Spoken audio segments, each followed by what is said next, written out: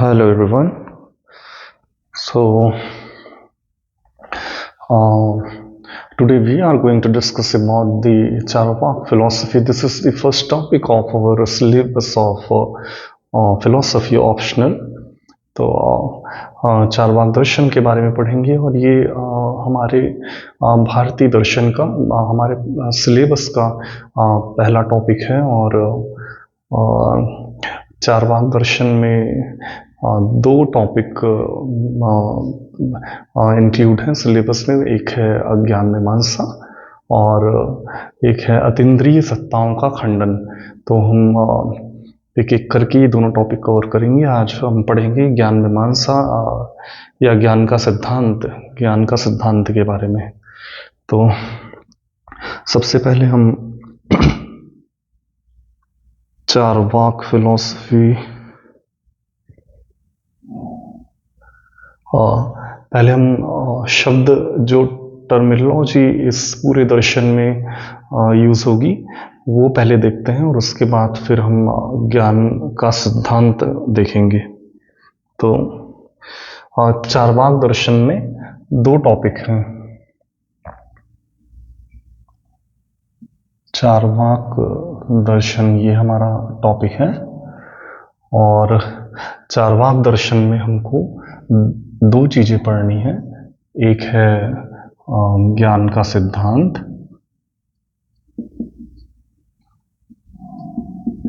और एक है अतीन्द्रिय सत्ताओं का खंडन।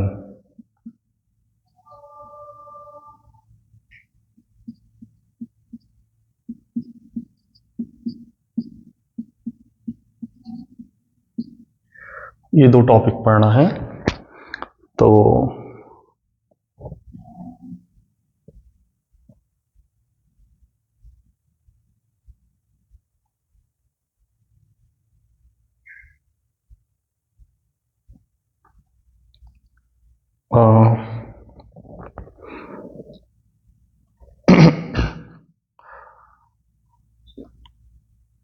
चारवाक सबसे पहले टर्मिनोलॉजी जो हम यूज करते हैं वो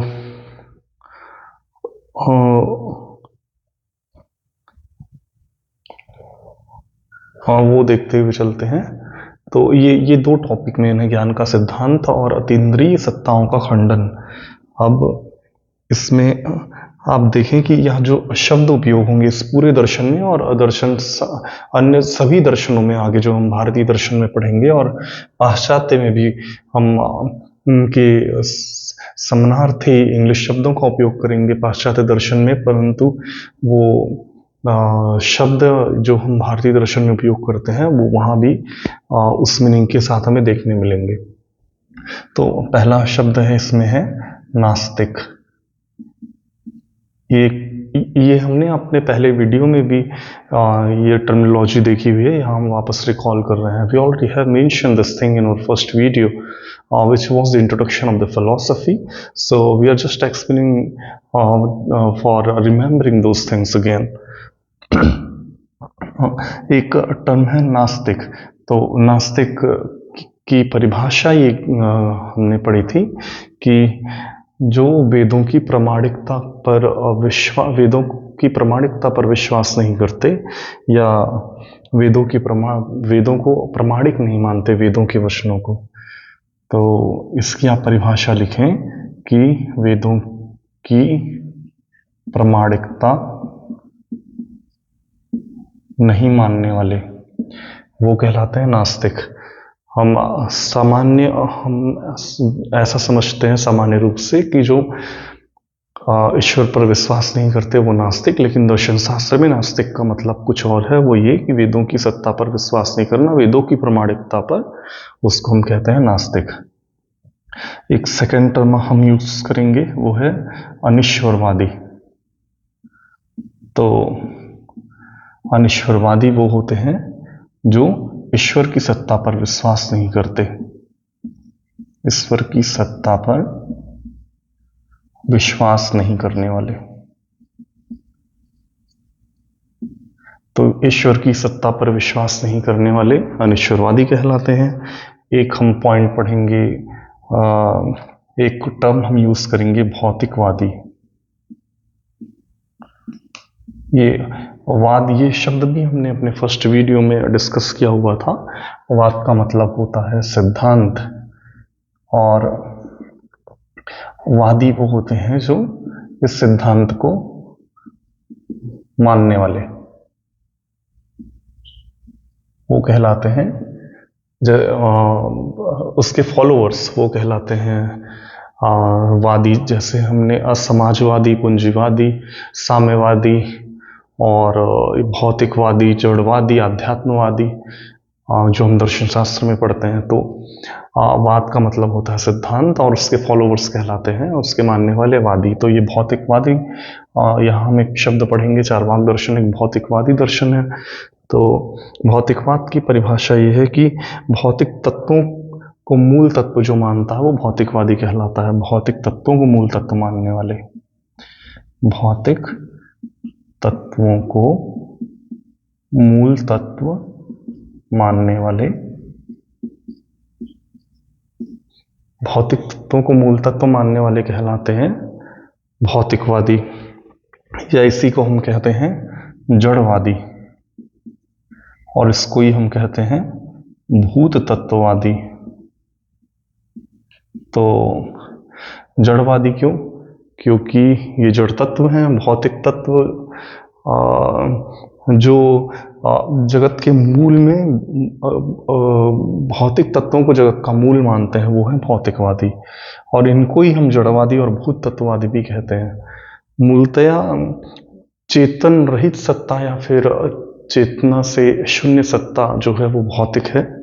तो भौतिकवाद का मतलब जो है जड़ या भौतिक तत्व को मूल तत्व मानने वाले भौतिकवादी कहलाते हैं। नास्तिक, अनिश्वरवाद, भौतिकवाद, और इसमें एक और शब्द आएगा, हम देखें, ये बहुतत्ववाद।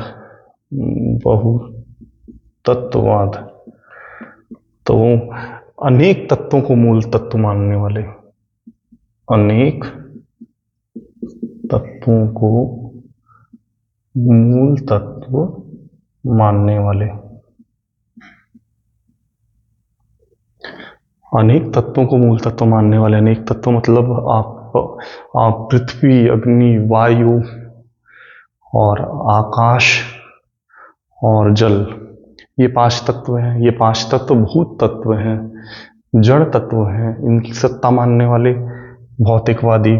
अब ये जड़ तत्व हैं इसलिए जड़वादी, और एक से अधिक हैं, पृथ्वी, अग्नि, वायु, जल, आकाश, इसलिए बहुतत्ववादी। और अनेक तत्ववाद भी इसको कहते हैं। ये भौतिकवाद के साथ जड़वाद, भूत तत्ववाद, और बहुतत्ववाद के साथ आप लिखें या अनेक तत्ववाद, अनेक तत्ववादी। एक से अधिक तत्वों को मूल तत्व मानते हैं इसलिए अनेक तत्ववादी। एक तत्व को मानेंगे तो एक तत्व, और 2 तत्व को माने तो द्वैतवाद, अनेक को माने तो अनेक तत्ववाद। ये कुछ बेसिक टर्म है जो हम यहाँ यूज करेंगे इस दर्शन में। चार्वाक दर्शन के 2 टॉपिक हैं, ज्ञान का सिद्धांत और अतीन्द्रिय सत्ताओं का खंडन, rejection of transcendental entity and theory of knowledge. This are 2 topics in Charvaka philosophy. एक नास्तिक है, ये टर्म अनिश्वरवादी है, भौतिकवादी है जड़वादी, भूत तत्ववादी, बहुतत्ववाद, अनेक तत्ववाद, और एक तत्व, 2 तत्व और अनेक तत्व। ऐसे टर्मिनोलॉजी, ऐसे टर्म्स हम यूज करेंगे इस दर्शन को पढ़ने के समय। अब ये इसके कीवर्ड्स हुए। अब इसके बाद हम इस शब्द का मतलब देखते हैं। तो चार्वाक जो है, चार्वाक शब्द की उत्पत्ति, चार्वाक दर्शन है क्या? तो उसमें ये ऐसा उल्लेख मिलता है, ये 2 शब्दों से मिलकर बना हुआ है, चारु और वाक। वाक है, वाक एक वद धातु से बना हुआ है। संस्कृत भाषा में हम धातु रूप पढ़ते हैं। ये संस्कृत भाषा का व्याकरण है जो हमें शब्दों के मायने और शब्दों की उत्पत्ति बताता है। तो चारवाक दर्शन जो है वो चारु और वाक से मिलकर बना हुआ है। तो मीठा या अप्रिय बोलने वाले जो है वो चारवाक कहे जाते हैं, ऐसा उल्लेख हमें मिलता है चारवाक दर्शन के बारे में। और एक ये इसकी इस शब्द की पहला रीजन है चारवाक दर्शन का कि हम इसको ऐसा क्यों बोलते हैं। तो मीठा या प्रिय बोलने वाले चारवाक कहलाते हैं, ये इसका पहला कारण हुआ। और इसको हम कहते हैं, और एक दूसरा एक कारण है, आप ये इस नाम के ऋषि हुए हैं। तो चारवाक ऋषि, उनके कारण हम इस दर्शन को चारवाक दर्शन कहते हैं, ऐसा भी उल्लेख है। और हम इस दर्शन को एक बृहस्पत्य दर्शन भी कहते हैं। बृहस्पत्य दर्शन, तो ऐसा इसलिए ऐसा क्यों कहते हैं, तो इसके पीछे भी रीजन है स्टोरी की। जो देवताओं और असुरों का जब युद्ध हुआ, तो उस युद्ध में जो देवताओं के गुरु हैं बृहस्पति, तो बृहस्पति ने देवताओं असुरों की मतिभ्रम, उनको भ्रमित करने के लिए ऐसे दर्शन की रचना की, चारवाक दर्शन की, कि उनकी मति में भ्रम उत्पन्न हो। तो इस कारण हम उनके नाम पर इसे बृहस्पत्य दर्शन कहते हैं, ऐसा उल्लेख भी कहीं मिलता देवासुर संग्राम में।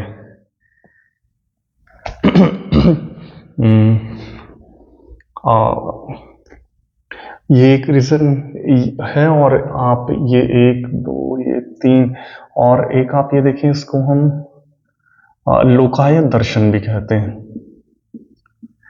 तो लोकायत दर्शन कहने का कारण है कि ये लोक में स्वीकृति इसकी बहुत ही सहज समझ में आ जाने वाला, और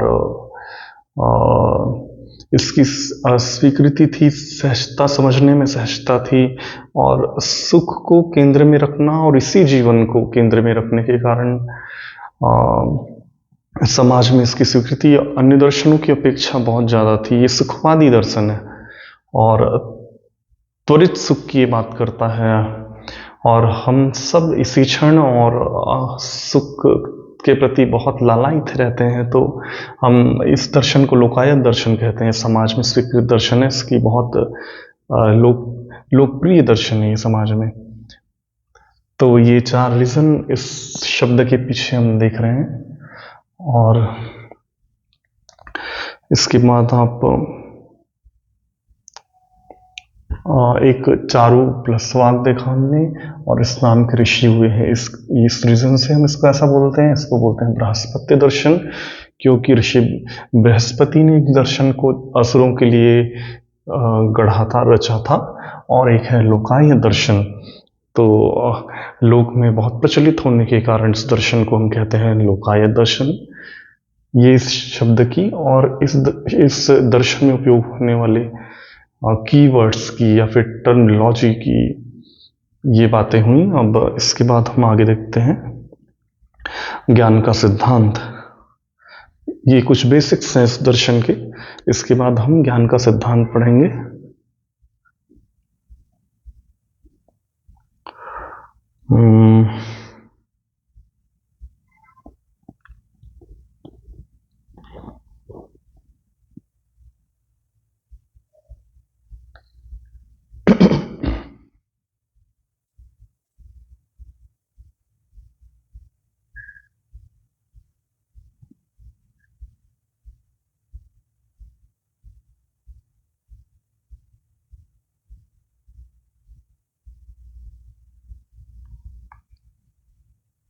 I'm not going to edit this video or to skip. You can skip little more, but it will take little time while editing. So that's why, as it is, I upload this video. I do not edit this.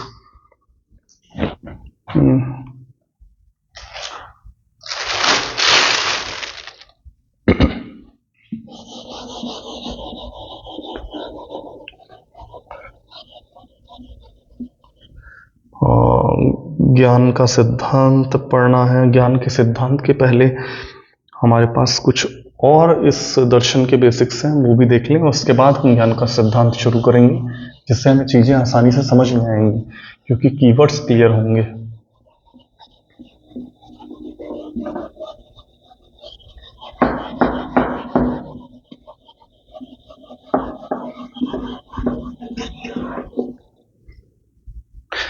Just a minute.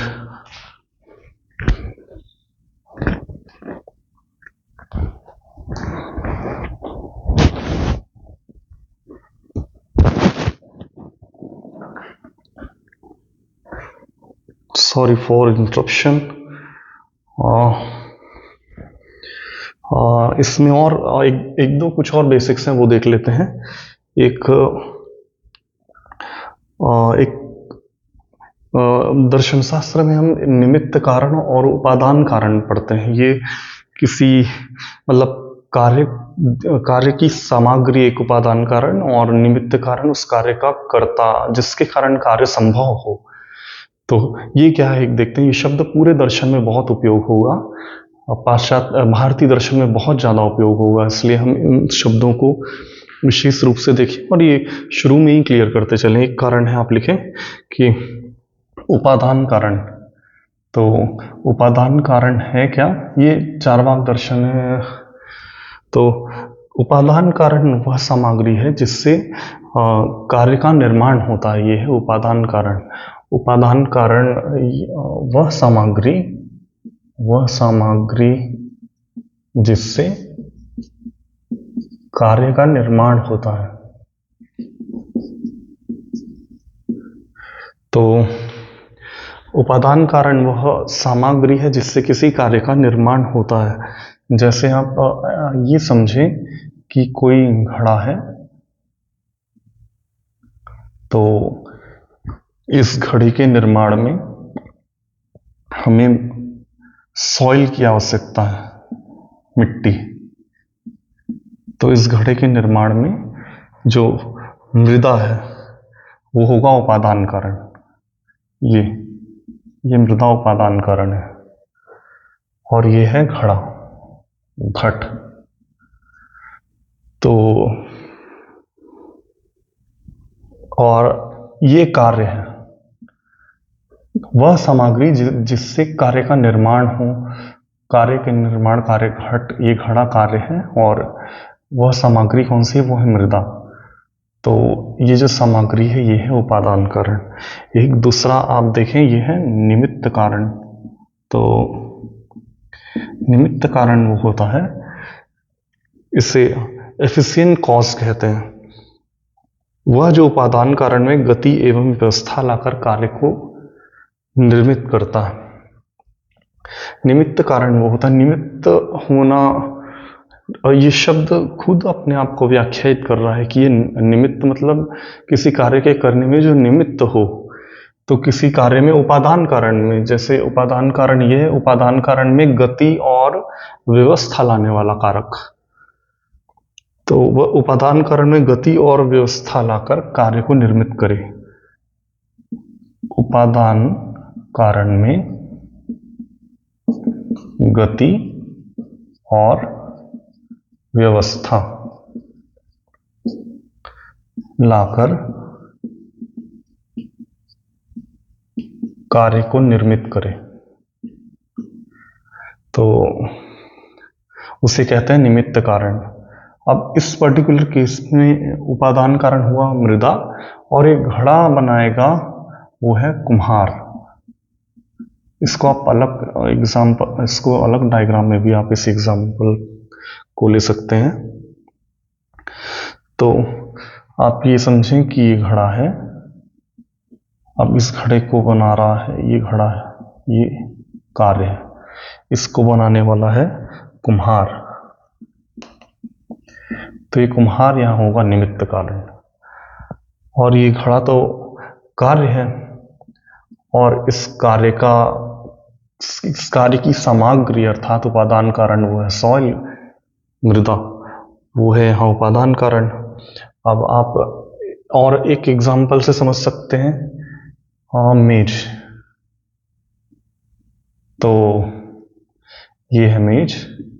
अब इस मेज के उदाहरण से आप समझें कि जो यहाँ इसको बड़ा बनाने वाला होगा कारपेंटर। कारपेंटर बढ़ाई, तो बढ़ाई यहाँ होगा निमित्त कारण, और ये मेज बन रही है लकड़ी से, जैसे घड़ा बन रहा था सॉइल से, मृदा से, तो ये मेज बन रही है लकड़ी से, ये होगा उपादान कारण। तो वह सामग्री जिससे कार्य का निर्माण हो वो कहलाता है उपादान कारण। और उपादान कारण में गति और व्यवस्था। गति कैसे कि जब तक आप इस मिट्टी में को यूज ना करें, उसमें गति ना दे, उसमें उसके कणों को, मृदा को व्यवस्थित ना करें, तो घड़े का निर्माण कैसे संभव है। इसलिए गति और व्यवस्था देने वाला, उपादान कारण में गति और व्यवस्था देने वाला वो होता है निमित्त कारण। तो घड़े और मेज के दो एग्जाम्पल में कुम्हार जो है वो निमित्त कारण है, और कारपेंटर जो है वहाँ वो निमित्त कारण है, और लकड़ी उपादान कारण है, वो सामग्री है जिससे मेज का निर्माण हो रहा है, और घड़ा में सामग्री है मिट्टी जिससे घड़े का निर्माण हो रहा है। तो ये दो और कॉन्सेप्ट हैं, ये बेसिक्स हैं दर्शन शास्त्र में, भारतीय दर्शन में विशेष रूप से। और आप देखें और कीवर्ड्स हैं कुछ।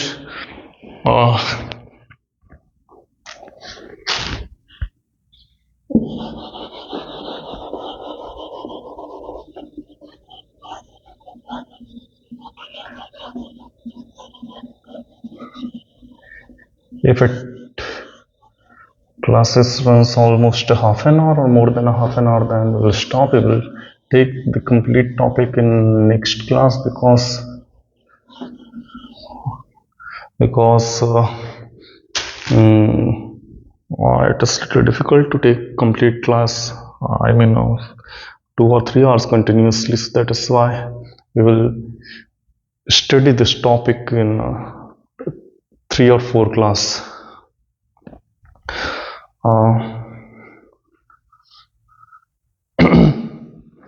उसके बाद है एक इंद्रिय। इस दर्शन में भी इंद्रिय शब्द का बहुत उपयोग होगा। तो इंद्रिय, इंद्रिय है एक 5 इंद्रिय हैं।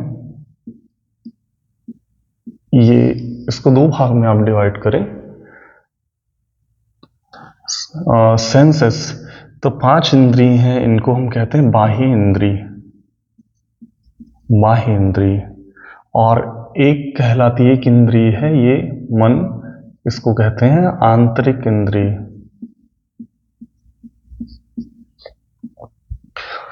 तो 5 बाह्य इंद्रिय, आंख, जिह्वा, त्वचा, रसना और कान, ये है 5 बाह्य इंद्रिय। और मन एक आंतरिक इंद्रिय है।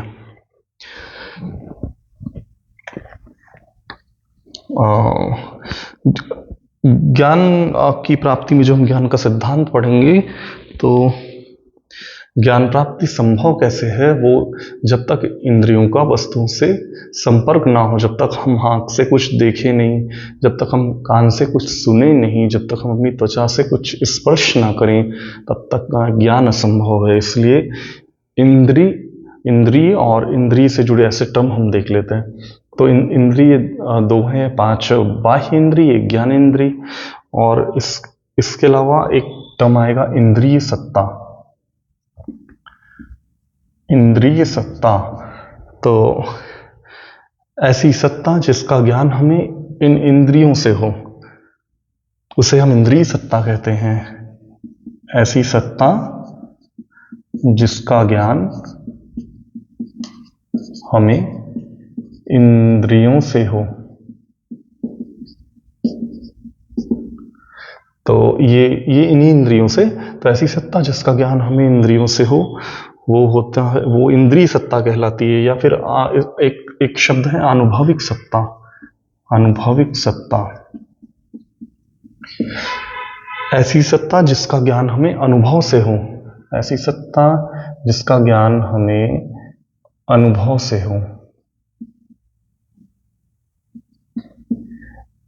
उसे आनुभविक सत्ता कहते हैं। इंद्रिय सत्ता या अनुभविक सत्ता सेम है। अनुभव से हम जानते हैं कि ये मार्कर है, ये बोर्ड है, और इंद्रियों से हम जैसे हम स्पर्श करके जान रहे हैं ये बोर्ड है, इसको हम देख के कि ये ब्लू मार्कर है और स्पर्श करके कि ये ठोस है। तो इंद्रिय सत्ता ऐसी सत्ता जिसका ज्ञान इंद्रियों से हो, अनुभविक सत्ता जिसका ज्ञान हमें अनुभव से हो, जैसे कि मार्कर, पेन, बोर्ड और सारी हम भौतिक चीजें संसार में। तो ये एक टर्म है। और आप देखें एक टर्म है ये इंद्रिय सत्ता है, एक है अतीन्द्रिय सत्ता।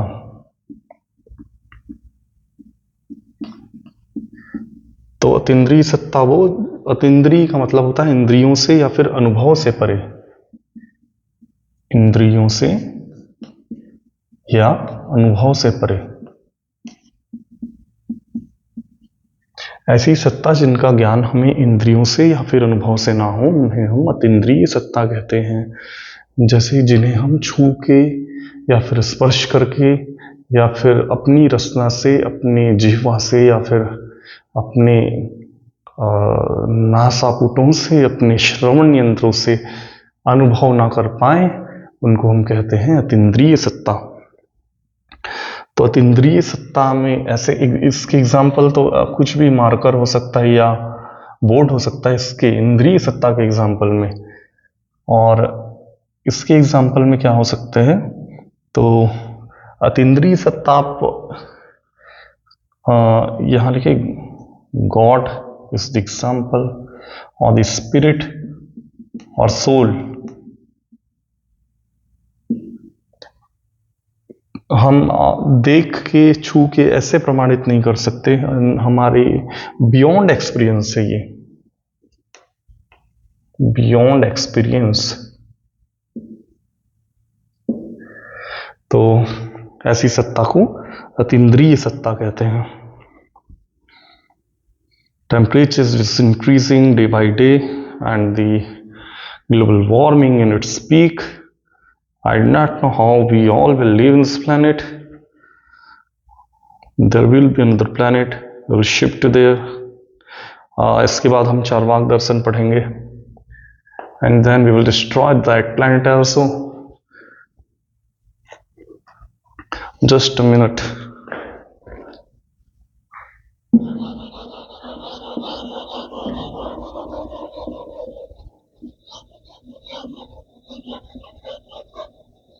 Let me check at first that how long we have explained the topic. It's almost half an hour.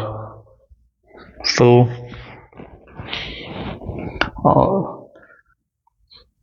we can explain here a little more. We have time. So Charvaka दर्शन में ये सारे all basics has finished now. We have completed the basics of this Charvak philosophy. Now we are starting the main topic, that is the theory of knowledge, ज्ञान का सिद्धांत, and after that the rejection of transcendental entities. तो चारवाक दर्शन में हम पहला है हमारा ज्ञान का सिद्धांत। ये चारवाक दर्शन, इसे लोकायत दर्शन कहते हैं, बृहस्पत्य दर्शन कहते हैं। रिकॉल करवा रहे हैं, लोकायत दर्शन, बृहस्पत्य दर्शन और चारुवाक, प्रिय मीठा बोलने वाले, ये चारवाक दर्शन। ठीक, अब चारवाक दर्शन का पहला टॉपिक है ज्ञान का सिद्धांत। ज्ञान का सिद्धांत या फिर इसको कहते हैं हम ज्ञान मीमांसा, एपिस्टेमोलॉजी। एपिस्टेमोलॉजी और तत्वमीमांसा होती मेटाफिजिक्स।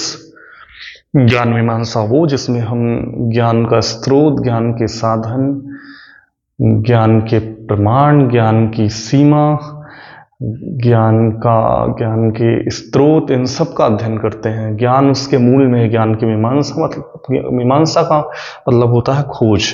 तो हम मूलतया ज्ञान उससे संबंधित खोज करते हैं किसमें, ज्ञान मीमांसा एपिस्टेमोलॉजी में। तो हम पढ़ रहे हैं ज्ञान का सिद्धांत, यह है चारवाक दर्शन का पहला टॉपिक। अब ज्ञान के सिद्धांत के दो पक्ष हैं। एक है हम किसी भी ऑब्जेक्ट को का ऑब्जर्वेशन दो तरीकों से, अफर्मेटिव और नेगेटिव, खंडनात्मक और मंडनात्मक पक्ष, और उसका विधेयात्मक या फिर नकारात्मक पक्ष, इन तरीकों से कर सकते हैं। तो ज्ञान का सिद्धांत जो है वो इसी तरीके से यहाँ एक्सप्लेन करेंगे कि इसके दो पक्ष हैं। ज्ञान के सिद्धांत के दो पक्ष में पहला है स्वीकारात्मक पक्ष, स्वीकारात्मक पक्ष, और एक है अस्वीकारात्मक पक्ष या फिर आप बोलें खंडनात्मक पक्ष। खंडनात्मक पक्ष मतलब इसका खंडन किया गया है, और ये स्वीकारात्मक, विधेयात्मक, भावात्मक, अफर्मेटिव, इन नामों से हम इसको देखते हैं। तो इसको एक्सेप्ट किया गया है चारवाक दर्शन में, और इसका खंडन किया गया है, इसको रिजेक्ट किया गया है यहाँ जो हम पढ़ेंगे। तो इसका फर्स्ट पॉइंट है स्वीकारात्मक पक्ष का, कि आप लिखें कि चारवाक दर्शन प्रत्यक्ष को एकमात्र प्रमाण मानता है। चारवाक दर्शन प्रत्यक्ष को एकमात्र प्रमाण मानता है, ये हम स्वीकारात्मक पक्ष में पढ़ रहे हैं। तो perception is the only source of valid knowledge, perception is the only source of valid knowledge. प्रत्यक्ष ही ज्ञान प्राप्ति का एकमात्र प्रमाणिक स्रोत है। सही ज्ञान प्राप्ति का एकमात्र साधन है प्रत्यक्ष। तो प्रत्यक्ष को एकमात्र प्रमाण ये मानता है। अब ये पहला पॉइंट है। अब इसमें आप देखें कि ये इन दो शब्दों को देखेंगे, एक है ये प्रत्यक्ष और दूसरा है ये प्रमाण।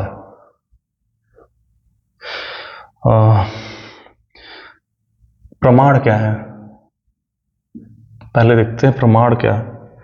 तो प्रमाण की परिभाषा ये है कि सही ज्ञान की प्राप्ति का साधन। सही ज्ञान की प्राप्ति का साधन प्रमाण है। Source of valid knowledge, source of valid knowledge प्रमाण सही ज्ञान की प्राप्ति का साधन है। और प्रत्यक्ष को एकमात्र प्रमाण मानता है चारवाक दर्शन, वो है इसका स्वीकारात्मक पक्ष, जो चारवाक दर्शन की मेल फिलॉसफी है। प्रत्यक्ष मेव प्रमाणम, प्रत्यक्ष ही प्रमाण है, जो हम देखते हैं सिर्फ वही सच है। प्रमाण 6 हैं भारतीय दर्शन में, 6 प्रमाण स्वीकृत किए गए हैं। ये जो प्रमाण है, जैसे आप एग्जाम्पल देखें कि प्रत्यक्ष है, अनुमान है, शब्द है, अर्थात्पत्ति है, ये हम आगे पढ़ेंगे, और अनुपलब्धि है। तो सभी षड्दर्शनों ने सभी प्रमाणों को स्वीकार नहीं किया है, जैसे चारवाक ने सिर्फ प्रत्यक्ष प्रमाण को एकमात्र प्रमाण स्वीकार किया है। और अन्य दर्शन अन्य प्रमाणों को भी स्वीकार करते हैं। चारवाक एकमात्र ऐसा दर्शन है जो सिर्फ प्रत्यक्ष को एकमात्र प्रमाण स्वीकार करता है। और प्रमाण होता क्या है, जो सही ज्ञान की प्राप्ति कराए, सही ज्ञान की प्राप्ति का साधन जो है वो है प्रमाण। और प्रत्यक्ष क्या है, तो प्रत्यक्ष है इंद्रियों का वस्तुओं से संपर्क या सन्निकर्ष से उत्पन्न ज्ञान, ये प्रत्यक्ष है। इंद्रियों का वस्तुओं के सन्निकर्ष या संपर्क से उत्पन्न ज्ञान।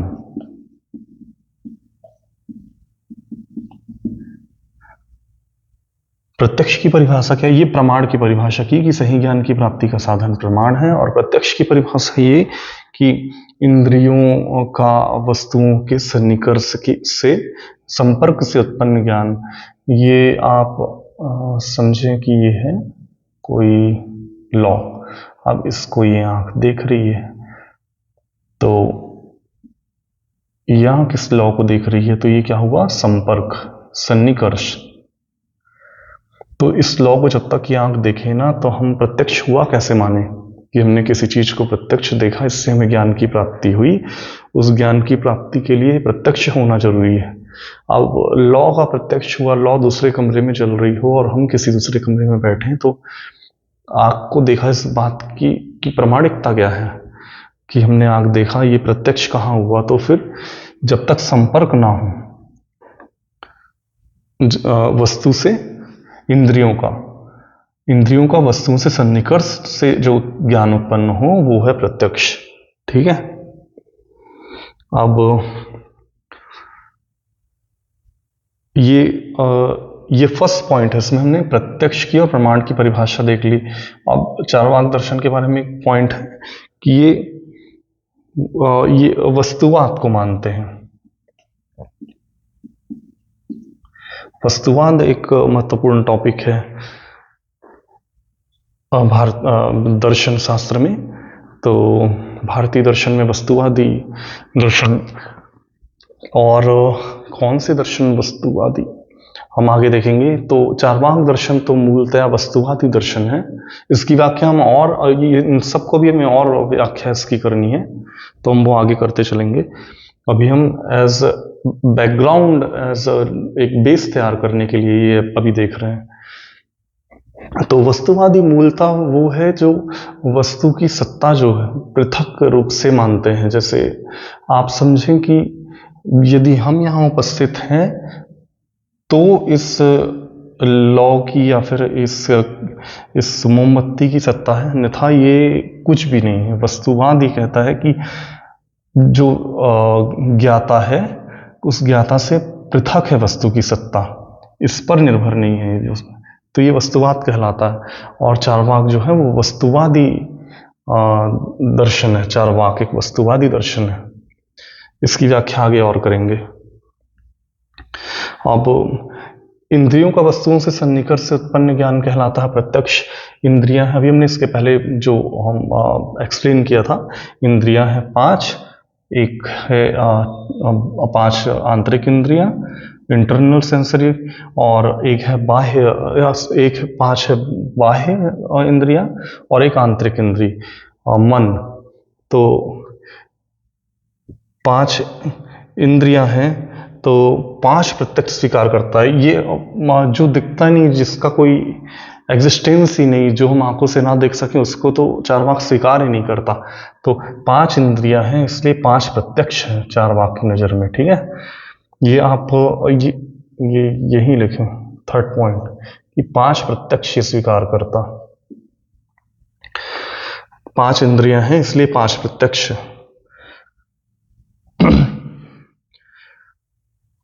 और ये इसके पॉइंट हुए। अब यहां देखें आप, निषेधात्मक या फिर खंडनात्मक पक्ष क्या है। ये निषेधात्मक पक्ष जिसको वो अस्वीकार करता है, ये स्वीकारात्मक पक्ष है, ये निषेधात्मक पक्ष। तो निगेटिव, ठीक है, ये है निगेटिव। अब इसमें मूलतया जो अन्य प्रमाण है, प्रत्यक्ष तो 6 प्रमाण है टोटल। तो उन 6 प्रमाणों में एक प्रमाण ये स्वीकार करता है जो है प्रत्यक्ष, और अन्य सभी प्रमाण अनुमान, उपमान और अनुपलब्धि, शब्द, ऐसे सभी प्रमाणों का ये खंडन करता है या उनको अस्वीकार करता है। तो आप ये समझें कि अनुमान,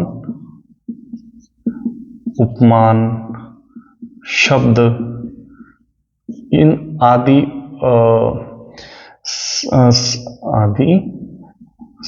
समस्त प्रमाणों का खंडन,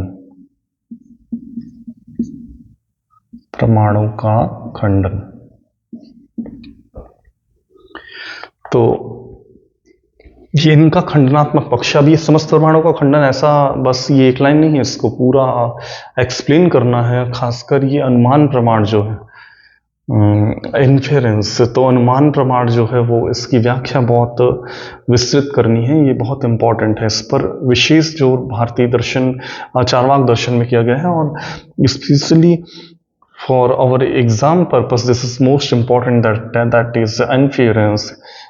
ये बहुत इंपॉर्टेंट है, इसको कुछ ज़्यादा डिटेल में देखना है और बाकी कुछ थोड़े शब्दों में। तो ये एक बेस है। इसके बाद इसकी ये जो ज्ञान मीमांसा है, इस ज्ञान मीमांसा से आगे उत्पत्ति होती है चार्वाक दर्शन की। ज्ञान मीमांसा तत्व मीमांसा को जन्म देता है। तत्व मीमांसा जो है